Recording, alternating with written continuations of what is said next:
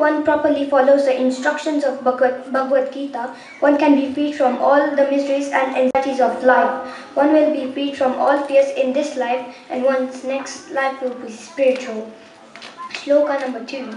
Gita dhyana silasya pranayama parasya naiva shanti papani purva janma kritani.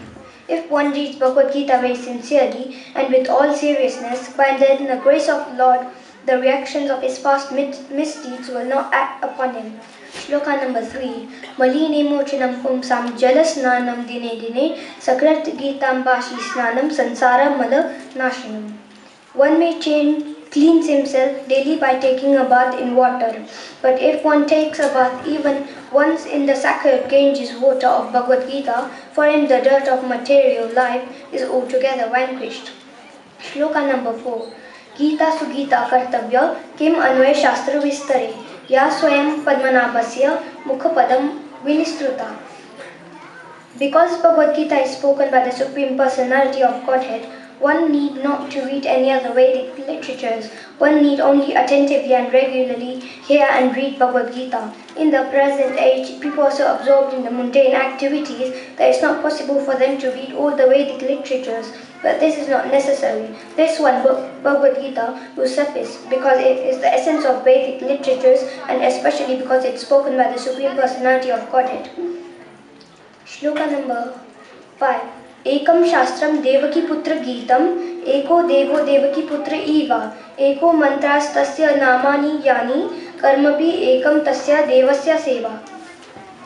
Let there be one scripture only, one common scripture for the whole world, Bhagavad Gita. Let there be one God for the whole world, Shri Krishna. Let there be only one hymn, one mantra and one prayer, chanting of his name. Hare Krishna, Krishna Krishna, Hare Hare, Hare Ram, Ram Ram, Hare Hare. Let there be one work only, the service of Supreme Personality of Godhead, Hare Krishna.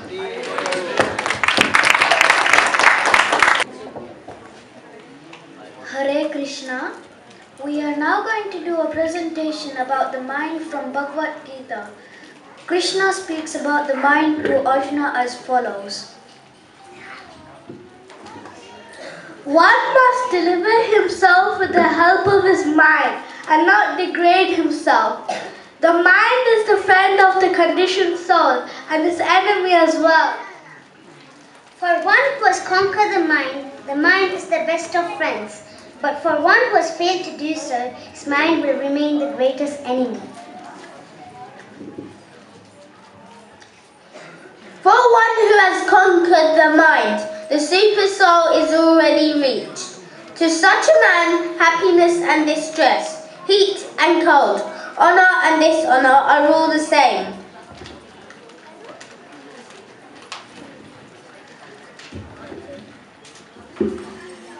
Let us see what Arjuna tells Krishna about the mind.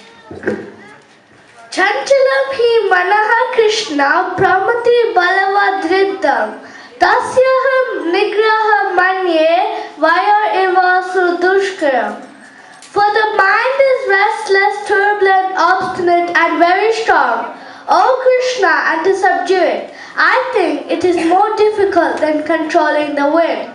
But since the mind is active, then even though the body may be silent and at rest, the mind will act as it does during dreaming. Intelligence is supposed to direct the mind, but the mind is so strong and obstinate that it often overcomes even one's own intelligence. So how do we control our mind? It can be our friend or enemy. Even if our body health is perfect, but if the mind is restless, we all know how our mind creates problems. So better make the mind our friend. How do we make the mind our friend? Let us see what Krishna says in chapter 9, verse 34. Because you are my very dear friend, I am speaking to you my supreme instruction, the most confidential knowledge of all. Hear this from me for your benefit. Manmana bhavamad bhakto madhyaji mam namaskuru. Engage your mind always in thinking of me. Become my devotee, offer obeisances to me and worship me. And by thinking of Krishna always, we can control our mind easily. But how to think of Krishna always? The easiest way to control the mind, as suggested by Lord Chaitanya, is chanting Hare Krishna, the great mantra for deliverance, in all humility. Therefore, Sri Chaitanya Mahaprabhu has recommended Hare Nama, Hare Nama, Hare Nama Kevalam. One should chant the holy name of the Lord constantly. One can fix the mind on the lotus feet of Krishna and engage all our senses in the service of the Supreme Lord Krishna.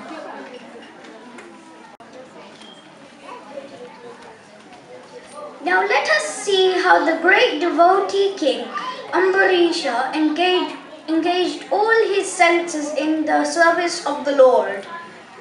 King Ambarisha first of all engaged his mind on the lotus feet of Lord Krishna. He engaged his words in describing the transcendental qualities of the Lord.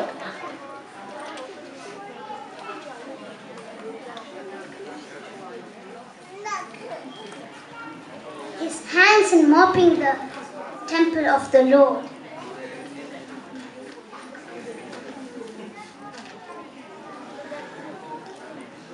His ears in hearing of the activities of the Lord.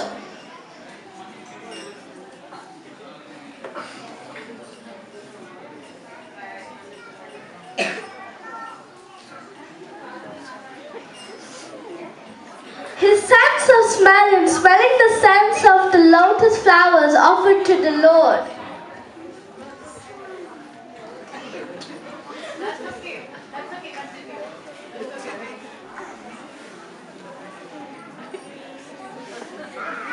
His eyes in seeing the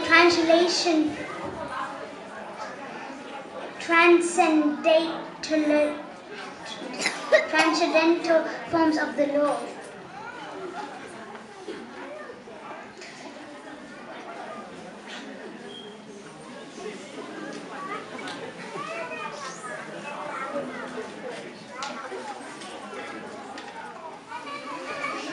His tongue in tasting the prasadam.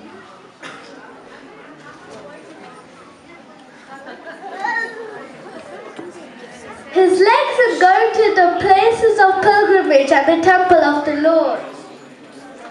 His head in offering obeisance to the Lord.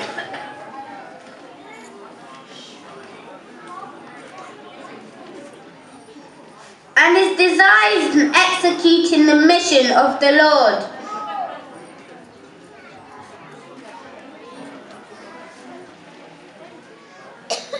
By chanting the Hare Krishna mantra, Hare Krishna, Krishna Krishna, Hare Hare, Hare Rama, Rama Rama, Hare Hare, and eating Krishna prasadam and reading Bhagavad Gita and engaging all our senses in the service of the Lord, one can easily control the mind and make the mind our friend.